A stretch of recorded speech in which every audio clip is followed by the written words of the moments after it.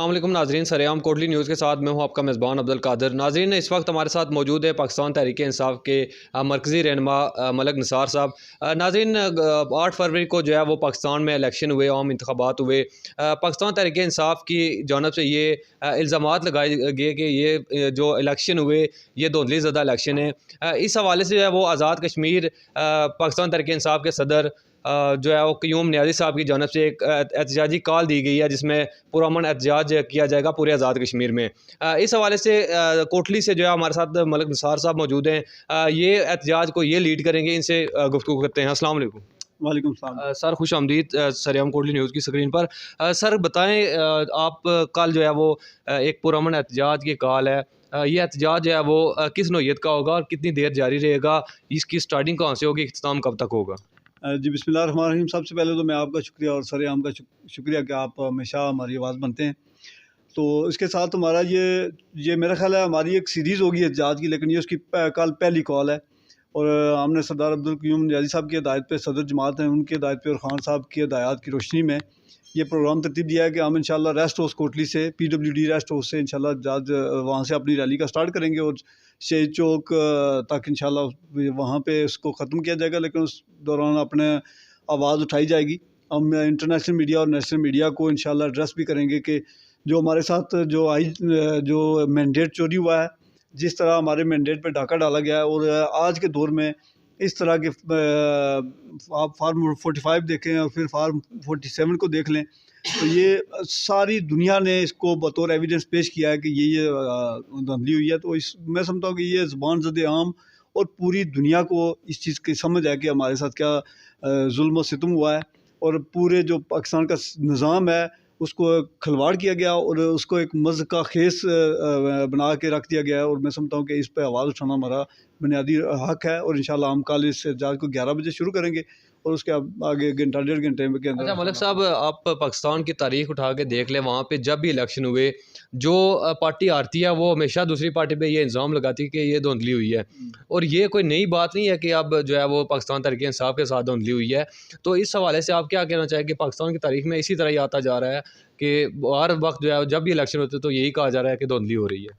देखिए, ये इल्ज़ामात तो डेफ़िनेटली आने वाला लगाता है, लेकिन जो हमारे साथ PTI के साथ हुआ है, जो आपको पता है 50-50 हज़ार की लीड को जो है वो रिवर्ट किया गया, उसको खसारे में तब्दील किया गया। और ये फॉर्म 45 और फॉर्म 47 में सारी चीज़ें क्लियर हो जाती हैं। फॉर्म 45 आपको पता है कि ये पोलिंग स्टेशन पे प्रिजाइडिंग ऑफिसर में की और पोलिंग एजेंट्स की मौजूदगी में साइन होता है, उस पर नंबर ऑफ वोट लिखा जाता है।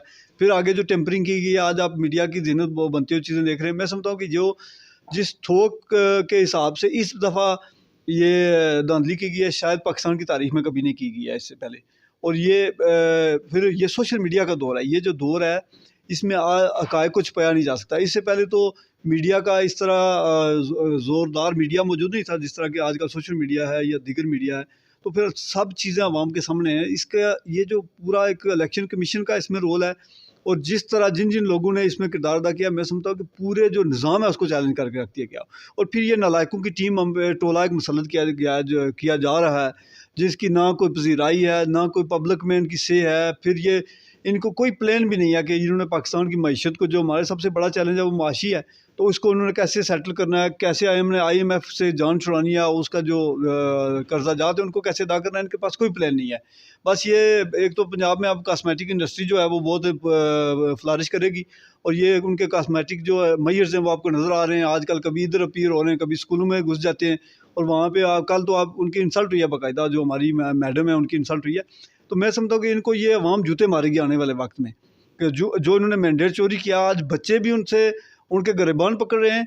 हमारे जो पढ़े लिखे लोग हैं, मैं समझता हूँ कि जो जिन लोगों से धांधली करवाई गई है उन्होंने भी धांधली के ख़िलाफ़ जिस तरह टेम्परिंग की गई है, तो मैं समझता हूँ कि कुछ ऐसे लोग थे जिन्होंने जान के उस तरह की टेम्परिंग किया कि वो भी PTI को ही उसका फ़ायदा सामने नज़र आ रहा है कि ये टेम्पर्ड हुआ है। तो ये सारी चीज़ें जो हैं ये दुनिया अच्छा मलिक साहब, ये बताएं कि KPK में जो है वो पाकिस्तान तहरीक इंसाफ की गवर्नमेंट बनी है। अब वहाँ पे जो है वो दूसरी पार्टी कह रही है, वो क्यों नहीं एहतजाज कर रही कि वहाँ पे भी जो है वो मैंडेट चोरी हुआ है और पाकिस्तान तहरीक इंसाफ कामयाब हुई है? वहाँ भी वोट चोरी किया गया और PTI के साथ वहाँ भी जो टेम्परिंग की गई है, लेकिन वहाँ पे चूँकि 100% PTI थी तो इसलिए उनके बस में नहीं था। लेकिन यहाँ पे इन्होंने पहले लोग कहते थे जी कि 19-20 पे धांधली होती है, लेकिन यहाँ पे 10-20 पे भी धांधली की है। जब यहाँ पे नून लीग वाले 50,000 पे खड़े थे, हमारे लोग 1 लाख को क्रॉस कर चुके थे, तो दूसरे दिन सुबह उन्होंने उसको खसारे में बदल दिया। तो ये सारी चीज़ें जो है ना, ये इसमें कोई ना मुबालगा है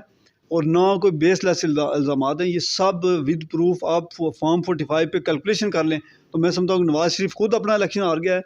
ये मानसरा वाली सीट भी तो पहले हार चुके हैं और लाहौर वाली सीट भी हार चुके हैं फॉर्म 45 के तहत, लेकिन ये सारा मैनेज किया गया उनके लिए कि उनको एक रास्ता दिया गया है और सारे गुनाहों को ये छुपा नहीं सकते। मैं समझता हूँ कि ये 4 साल खान साहब ने 4 हल्के नहीं छोड़े थे, तो इनका क्या तो है कि ये अब पूरे मुल्क का मैंडेट चोरी किया गया, तो हम इस पर खामोशी से बैठेंगे, ये ऐसा कभी नहीं हो सकता। अच्छा माल साहब, अब इलेक्शन हो गए पाकिस्तान में, वज़ीर आज़म साहब भी बन गए। एक चमगोई सोशल मीडिया पे जारी है कि आज़ाद कश्मीर के जो वज़ीर आज़म साहब हैं वो भी चंद दिन के मेहमान हैं। इस हवाले से आप क्या कहना चाहेंगे? ये तो तरह तरह की थ्योरियाँ हम सुनते रहते हैं कि ये वज़ीर आज़म बन जाएगा, वो बन जाएगा, लेकिन यह है कि इस चीज़ को बाइदा से मुमकिन नहीं कहा जा सकता कि यहाँ पे कोई तब्दीली ना लाई जाए। हो सकता है कि तब्दीली आए, लेकिन हमें कोई इससे लेना देना नहीं है। आती है तो ये कौन से कोई ये जो वज़ीर आज़म साहब ये बोलते अच्छा हैं, लेकिन ग्राउंड पे ऐसा जो उनकी परफॉर्मेंस वो भी नज़र नहीं आ रही है। और ये इनका भी समझ नहीं है कि किस पार्टी की हुकूमत है। ये मैं कश्मीर में सारे कश्मीरी कन्फ्यूज़ हैं कि ये हुकूमत है किसकी, तो ये एक बड़ा कन्फ्यूजन है। लेकिन इनके आने जाने से हमें कोई फ़र्क नहीं पड़ता। हम इंशाल्लाह इमरान खान के सिपाही हैं और इंशाल्लाह इमरान खान साहब का पैगाम करिया करिया पहले भी पहुंच चुका है और इंशाल्लाह अगर आइंदा इलेक्शन हुआ तो ये इंशाल्लाह खान साहब के वोट गिनते गिनते इनके उंगलियां थक जाएंगी इंशाल्लाह। ये अच्छा माल साहब, आखिर में जो है वो अपने हल्के के लोगों को, पाकिस्तान तहरीक इंसाफ के चाहने वालों को कल के जो है वो एहतजाज के हवाले से क्या कहना चाहेंगे? देखिए, मेरी हमेशा ये होता है कि जो हमारे लोग हैं, नौजवान हैं, ये हमारा रावल दस्ता भी हैं। और सेकंड ये होता है कि जो ज़िंदा ज़मीर लोग होते हैं वो अपने जब उनके साथ अख्तलफी होती है, उनका इस्तेकाक मजरू किया जाता है, तो वो अपनी आवाज़ उठाते हैं। और ये बेसिक फंडामेंटल राइट है कि आपने जुल्म सितम को एक्सेप्ट नहीं करना है और उसके अगेंस्ट आवाज़ उठानी है। तो ये मैं अपने नौजवानों भाइयों से गुजारिश करता हूँ, चूँकि अगर हम अपनी सर्वाइवल देखना चाहते हैं तो ये नज़रिया इमरान खान में ही हमारी सर्वाइवल है। तो मैं अपने नौजवानों से गुजारिश करूँगा कि कल के एहतजाज में भरपूर शिरकत करें और ये मेक श्योर करें कि आप एक ज़िंदा ज़मीर बाशऊर शहरी हैं और वो अपना हक अदा करें। बहुत शुक्रिया नाज़रीन। ये थे साबिक़ उम्मीदवार असम्बली मलक निसार, जिनसे हमने तफसीली गुफ्तगू की। नाज़रीन, कल जो है वो पाकिस्तान तहरीक इंसाफ की जानब से एक एहतजाजी कॉल दी गई है धुंधली ज़दा इलेक्शन के हवाले से। नाज़रीन, एक नई वीडियो तक दें इजाज़त। अल्लाह हाफ़िज़।